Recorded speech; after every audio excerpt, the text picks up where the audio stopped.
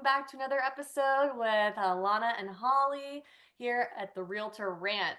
We are super stoked today. We have an awesome guest. We've been really excited about this one, y'all. This is Josh Miller, a man that needs no introduction, the man, the myth, the legend. He is the founder of Epique Realty, and we are beyond excited to have him today. Welcome, Josh. Hello. Thanks for having me. Yes, So, thank you for being with us today. We're super excited to have you on the show. Maybe the biggest guest we've had thus far.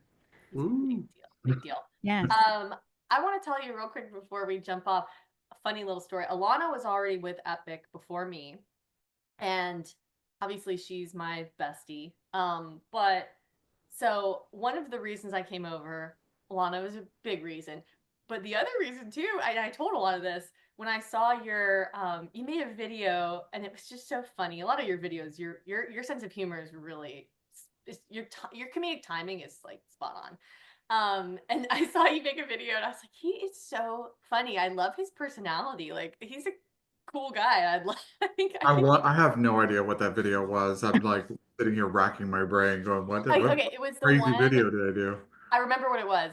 Do you remember the it was a competing brokerage, and there was an internal like They had a trash whole talking. it wasn't internal. They posted it on YouTube. I think it was a it was yeah, they had a whole meeting about us. Yeah, And so I inserted my little head in there like I was in the meeting going, that was "What? so Oh my funny. God." Yeah.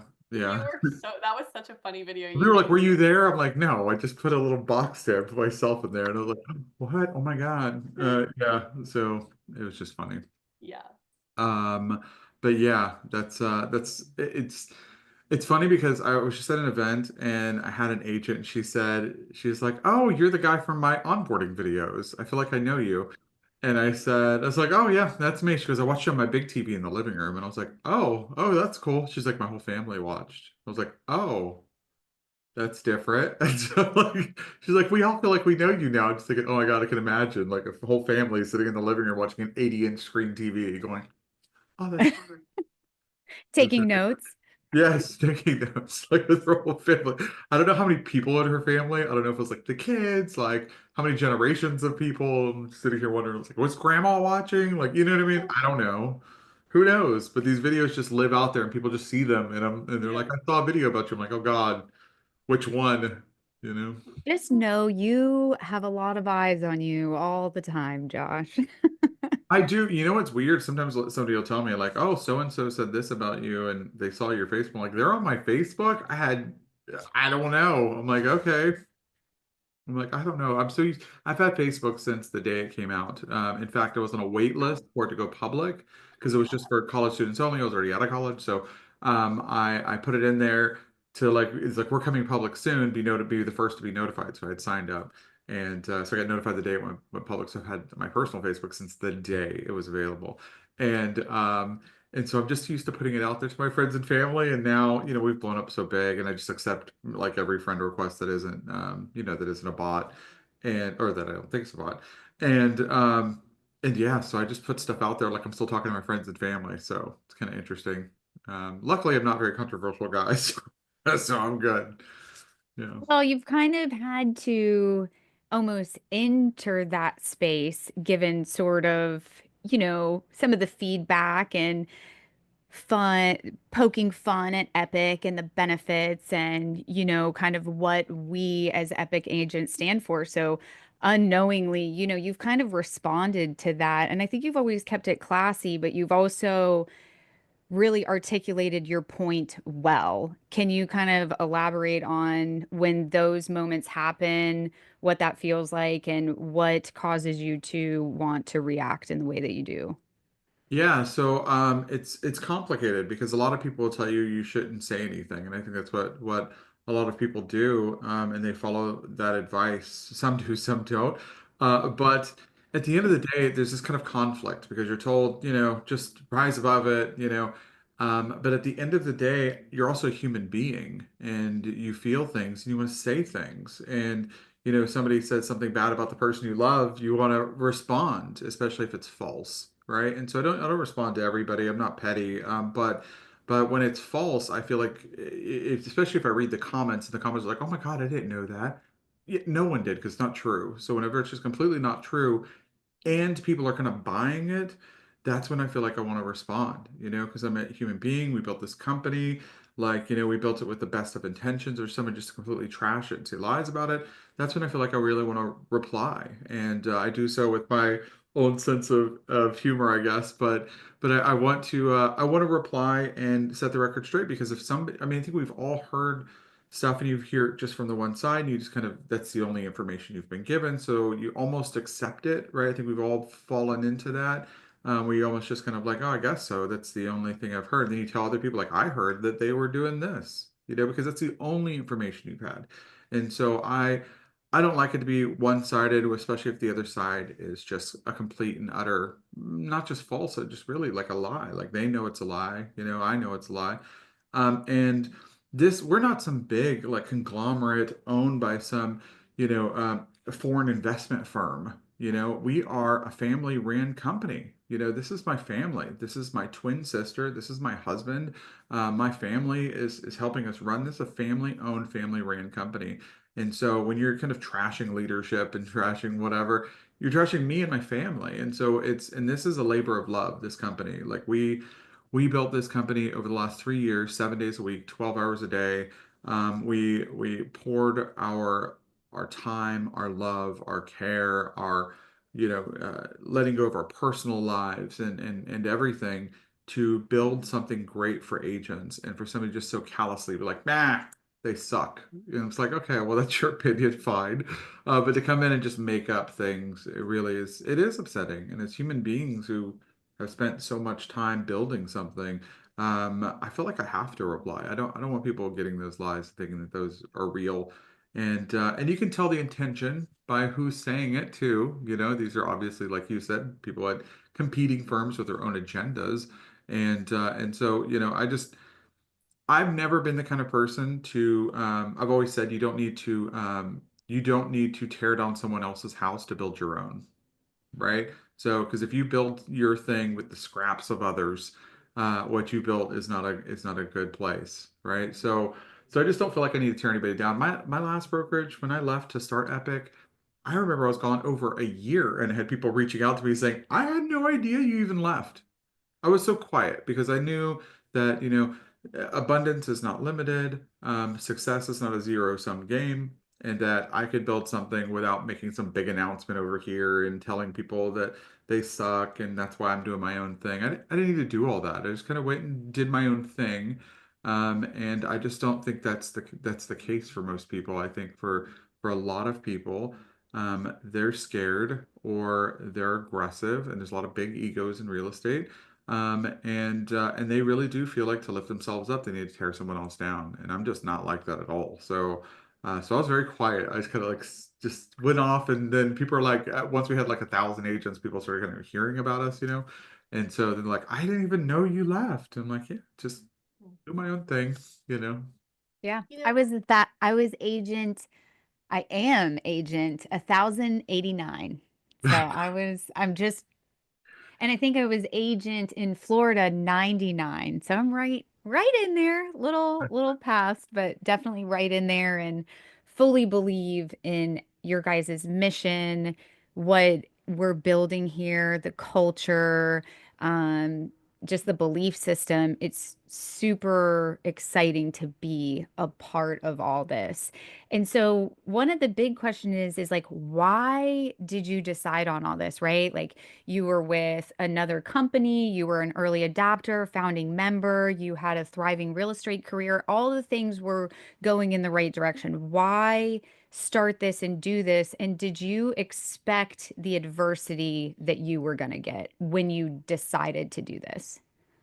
Yeah, most companies, I can't think of a real estate brokerage or just a regular company, I guess, that hasn't started in a different way. Because usually what happens is you start a company for whatever your reason is, and then someone tells you, well, you need to have a mission statement. What's your mission statement? And so you're like, oh, so you write it all out. Nowadays, you just use ChatGPT. What's my mission statement? But you write out your mission statement, right? And And then you say, "Oh, this is great." And you put it on your website, and then you put it in a drawer and you forget about it, right? And that just becomes your company's mission statement for random people to read. It's usually pretty generic, and not very heartfelt. We actually kind of went the other way around. We started off with like this mission, and to accomplish that, it was to create a real estate brokerage. And so we kind of there's a book called Start with Why. It's a great book. Simon Sinek. I read it after we had started Epic, and I was like, good, that's what we did. It was like, perfect, we're good. But what I really was when working with Janice and Chris, we really thought about like what our mission was and our purpose. And that's kind of how Epic was started. And we wanted to create a brokerage that was where the agent, I remember sitting in a Zoom just like this during the pandemic shutdowns, everybody's hanging out on Zoom, right? That was the club at the time. And so we're hanging out on Zoom. And I remember saying, what if there were a brokerage that worked for the agent instead of the other way around? Like, did the agents work for them? And provided like real value. And it was based on an experience I'd had when I first got my license. But that was the whole idea. But the cool thing is when you start a company, that is based on a value, like just a mission statement or a value. Because the company was started that way, it embeds itself into every decision you make on a daily basis, right? So every meeting you have, everything you have, you're thinking about that value because you didn't have to memorize the mission statement because it's literally why you even exist, right? So it becomes a part just integrated into your daily decision making. And what happens when you start with a why like that, and you start with a purpose, and you start with a meaning, and you start with a mission statement, and everything that you do is the little things you do every single day, the meetings you accept, the benefits you decide to add, the things you think of on a daily basis when you think about the company, create this whole new thing that would never have existed had you not started with that mindset, right? So, if we had just started with the, hey, let's open a brokerage and make some money, which is how most companies start, right? Let's open a company and make some money, and we want to do stuff for the agents. Well, you're constantly thinking about your mission, which is open a company and make some money. So, right, so you're always thinking about how ways you could make money, as opposed to thinking about, whether or not you're helping agents, right? So anyway, we are a very different company. There are starting to be companies that are doing a little bit of what we're doing, but to them it really has become just they started their company to make money. So these things are just competing bullet points on their join page. They're not building with the same kind of foundation that we are. And we're all in real estate. We know if the foundation's right, not right, the house ain't right, right? You know what Right. I mean? Like the foundation is so important. And it also will guide your future things. So people can take all the things we've already done, but you know what they can't take is our next thing. And we always have a next thing. And so, we released 13 benefits last year. I'm sorry, at the last event, which is just last month.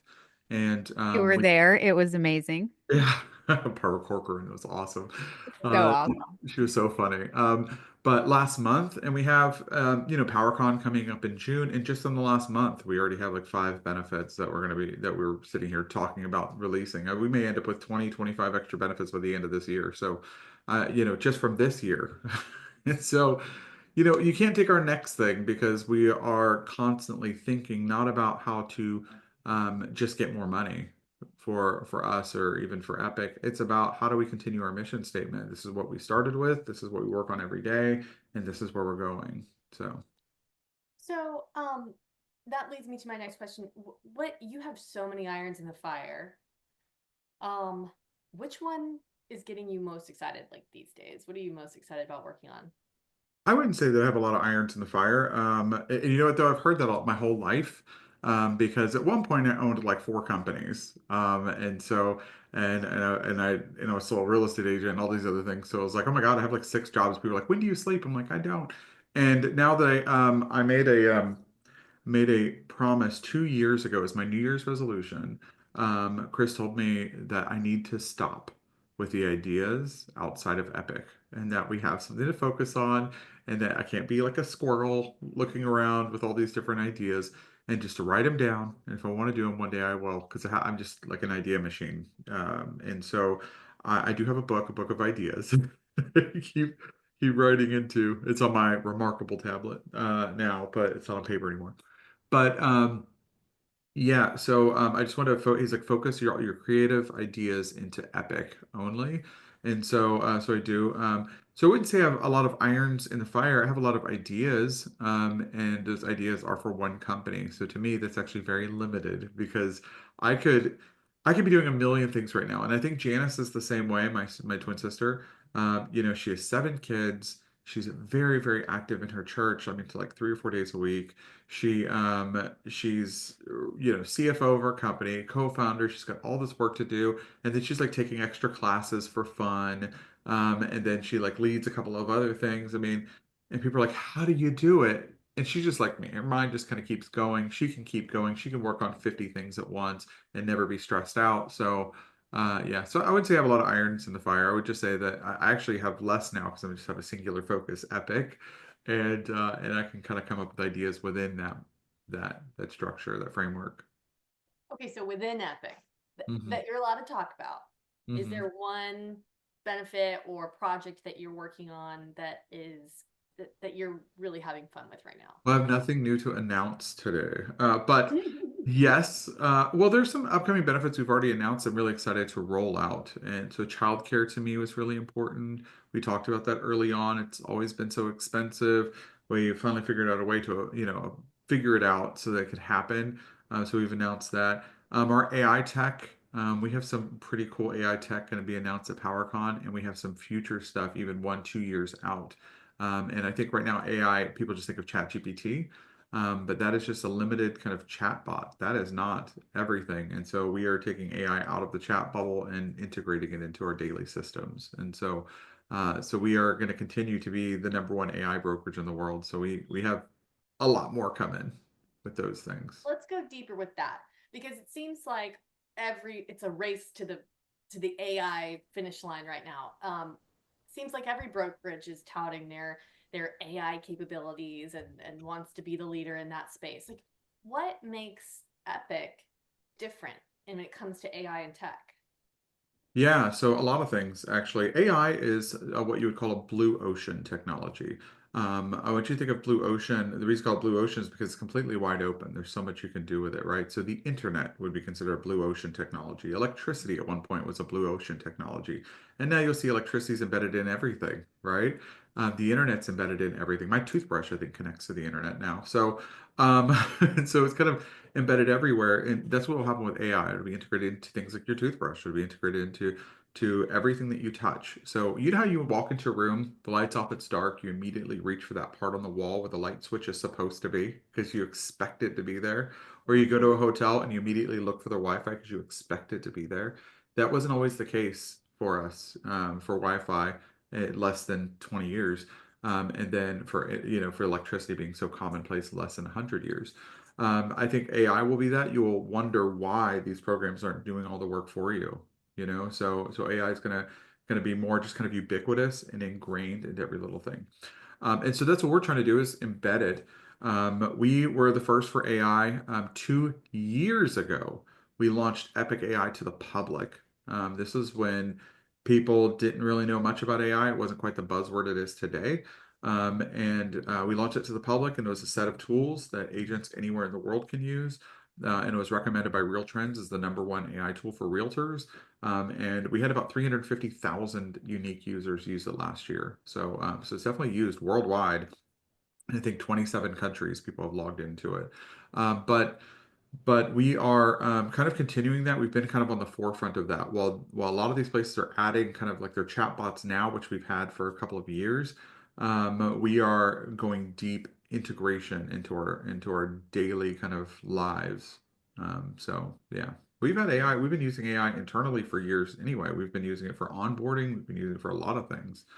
So AI is just a part of the fabric of what we are as a tech company. And then I'll say one differentiation is that these companies are spending millions of dollars to bring in all of these AI tools. And that sounds like a lot, but what they're getting for that is not very much. So We are actually a true tech company. That doesn't mean we're buying everybody licenses to other people's tech. I'm a full stack developer, and we have full stack developers on staff. We're building our own things. So our AI headshots that just came out, our virtual staging, all of that, that's all us. We built that in-house. And so we're not having to, people ask how we're sustainable. I'm not spending $17 million for an AI chatbot. We're building it ourselves, so, and we're not spending $10 a user to be able to use some other AI tool, which is not that great. We're building something better ourselves that gives us control so that we can have a better product and be more flexible and to integrate that into other things. And it saves our shareholders, who are our agents, expenditures, increasing the value of the company. Fun story. The AI photo generated photos are fabulous, right? So I've been having a blast going from like vacation to super business mode. And I think I overworked it one day after it first came out, after shareholders, because one of my pictures like had my arms up like this and I had like a third hand coming out. And Yeah. so I was like in our group WhatsApp that we have within like side our organization. I said, "Oh, look at me. I decided to add a third arm after our shares went public." And then there Yeah. was another one where I was on the beach and I was like, "Oh, look at us on our private island after our shares go public." So we are having a blast with the AI headshots. They were everywhere. In fact, the AI was doing a lot of those Hawaiian shirt kind of beach pictures Yeah. for everyone. And so it looked like the entire company went on vacation at the same island, Yeah. So I had people, friends at other brokerages reaching out. I did have people reach out from other brokerages who are like, "Hey, how can I get some AI headshots like on the side?" Like what tool because people want to know because people don't non-tech people or non-developers when you show them something cool you did, they want to know what app you're using because to them Yeah. it's something that's automatically developed and you can just download from the App Store and pay $15 or whatever it is and just do it. And they're like, "What app are you using?" I'm like, "Ours." And they're like, "What do you mean yours?" I'm like, "Well, we created this from scratch. Like this is our thing." And so, yeah, so it's kind of hard to like, well, how can I use them? Like, join Epic. Like, I don't know what to tell you. Yeah. You have to have a login to our Epic Cloud in order to even have access to it. So I'd have to create you as a user and give you access to our entire system for you to do it. And I can't do that. So yeah, sorry, but yeah, I got, and all the pictures look very similar in the beginning. So we had to redevelop it a little way. When you tell AI kind of the same thing, over and over, even if it's different users, it will kind of produce the same thing a lot of times. It really kind of has, like a dozen or so scenarios that it can Mhm. think of. And it doesn't know that you want to be different than all of your other people. So we've had to kind of we now have three AIs that work on it. We have a large language model, LLM, that will create a scenario based on the slider that you choose from casual and vacation to business. It'll create like a scenario or a scene, and then that will feed it to another AI that will then add details to that scene based on what it's been told. And then the third AI that will then take those details in that initial scene and then actually create something. Wow. I just would like to know why AI always wants to give me a boob job. That's what I I would don't like. know. It's the thing is, well, it goes by your original picture. So if you're having a bustier day that day, or maybe a bustier angle that day, Yeah. it's going to do that. If you didn't upload anything at all, it's going to go just based on what it just views as like a lady, So whatever Okay. it views as a lady, that's what you're getting. So, but I've trained multiple AI models, and some days you have a big head. So some days my head looks extra big in a picture, I have it turned this way and it looks bigger. Um, or days, I've lost a lot of weight over the last year. So if I have kind of an older picture of me from like last year, I'll get kind of heavier shots. And if I have sometimes you have a picture, you're like, "Ooh, I look skinny in that picture for no reason." Then I'll get these like super skinny ones. I'm like, no. So you really have to think about what you're uploading and what it Mhm. looks like. And the AI is not seeing what you're seeing. You're just saying like, "Oh, that's me and I look cute." The AI is saying, "Okay, in this one, your face looks super round or super narrow, or your shoulders look wide, or because you're sitting like this, you're sitting like this." It's looking at all of that stuff, details that you're maybe not seeing. So it's really analyzing every part and particle of you to then create these images. It is. I asked ChatGPT to roast me one time because that was like a trend, a viral thing going around where you upload a picture and like roast me. And this is when I realized that it really did get deep into the details because I was wearing Chris, my husband has this like Hermes bracelet and it was the Christmas party. And so I had like my arm up like this was barely poking out. You see like the tiny little H, you know? And so it was like this. And it lambasted me for that. It's like, oh, a little flaunting a little quiet luxury there with your Hermes bracelet. Oh wow. And it's like I'm like I noticed that. Like I probably wouldn't have even clocked it. It was just barely sticking out. It wasn't even mine. I'm like, whatever. But I was like, this thing is really paying attention to some Oh, details, man. I didn't even know it knew what an Hermes bracelet looked like because I didn't know. So I was like, so yeah. I love the roasting thing. I didn't know that it did that, but Holly, You we have to might actually have to do that on the podcast. you good. That sounds fun. you have to have the right kind of mentality to do it and not take Right. offense. I'm the kind of person who I think it's hilarious and I can I laugh at love it. myself all day, no problem. But there's some people it's just not a good thing for. Oh yeah, we Yeah. like funny quick story, and then I do have a closing question. Um, we had my family holidays can get rowdy, and one year we decided probably a couple drinks in that it was going to be really funny to roast each other. We just thought that would be just great entertainment. One of the girlfriends of my brother's, she was highly offended by it. Like she just thought this was just the worst idea ever. She couldn't believe a family would do this to each other. And we were just like, this chick's not gonna last. Like first I of all. don't think she made the cut in the family. It's like Yeah. she can't handle it. She was kind of right though, because it probably wasn't a great idea. Because there were a couple moments that got definitely like stop being funny. Something was said to me. I was like, don't you ever say that to me. Yeah. But anyway, so don't roast each other at your family events, especially if drinks are No, involved. do it. You know what? So my best friend Allison, her personality is a lot like me, so she decided to do the same thing, where the family did a roast, and she was like, if nobody else participates, I'm still going to do it. So she had ChatGPT write out the roast. She uploaded because after we did this, she uploaded her pictures. They were hilarious, but then she uploaded some family members for the roast for Christmas, and she was like, oh my God, these are good, these are great. So she did the roast and went over really well. But you know, anytime in a roast. If you've ever even just seen a roast, sometimes there are the highs and lows of a roast.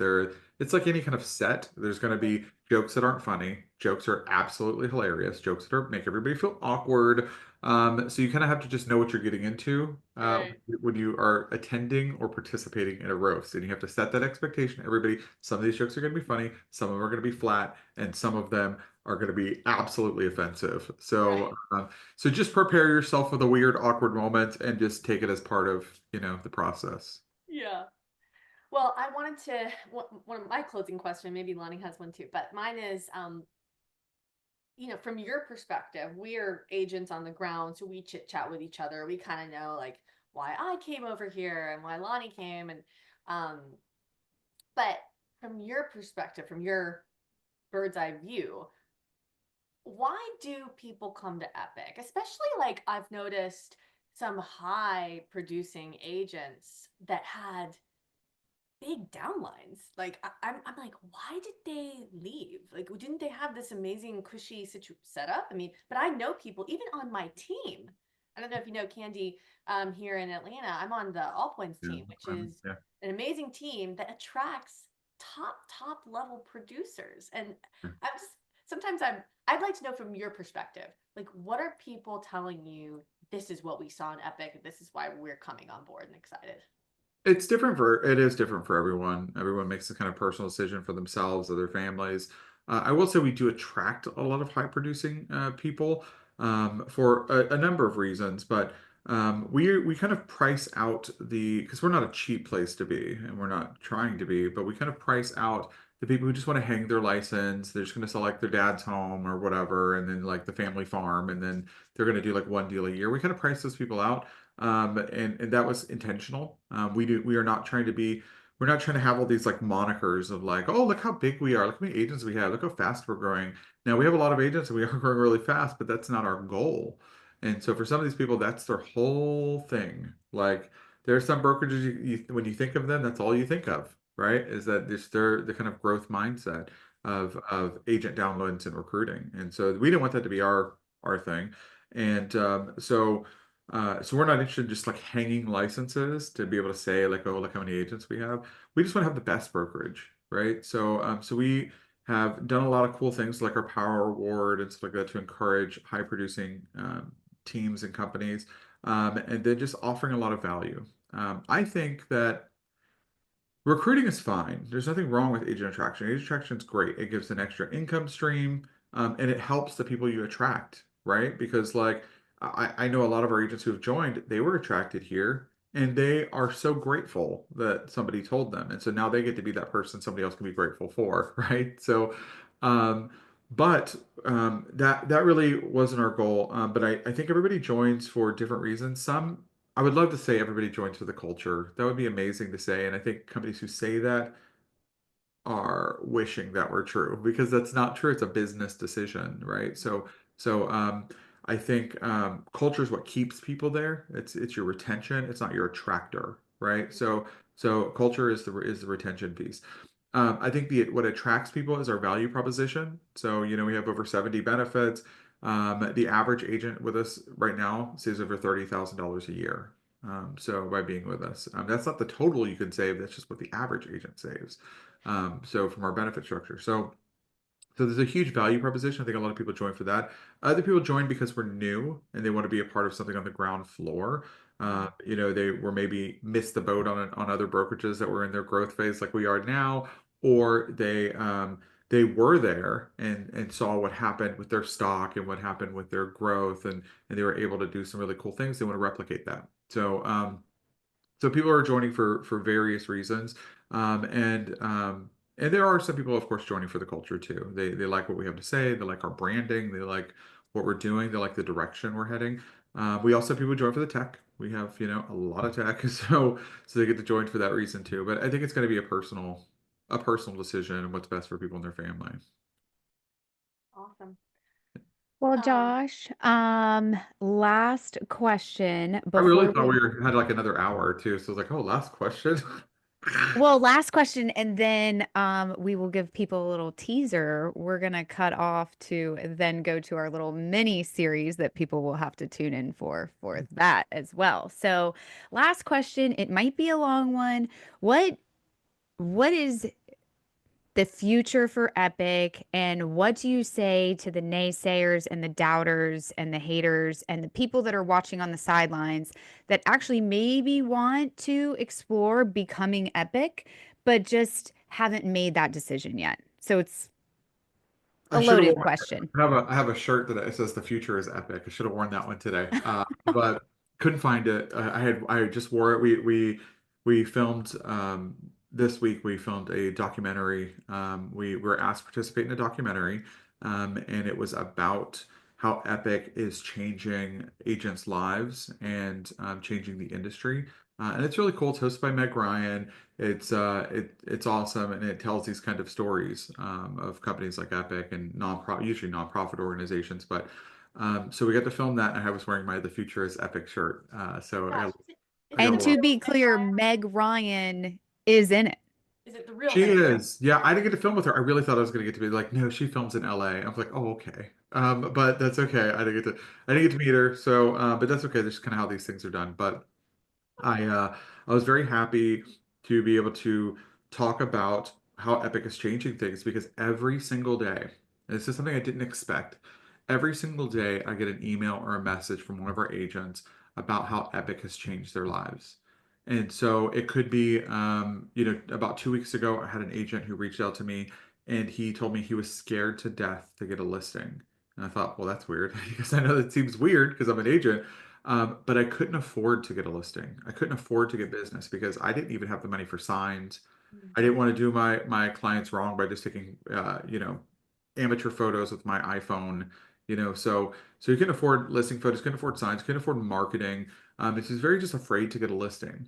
And the fact that he could get a listing and know that we are gonna put it on a billboard, that we're gonna run Facebook ads for it, that we're going to put in a sign and a post and take professional photography and create professional videos for it, and all of this really cool stuff for his clients. So he had a real value proposition to them, and it didn't have to kind of give them less than what he felt they deserved. I thought was really powerful.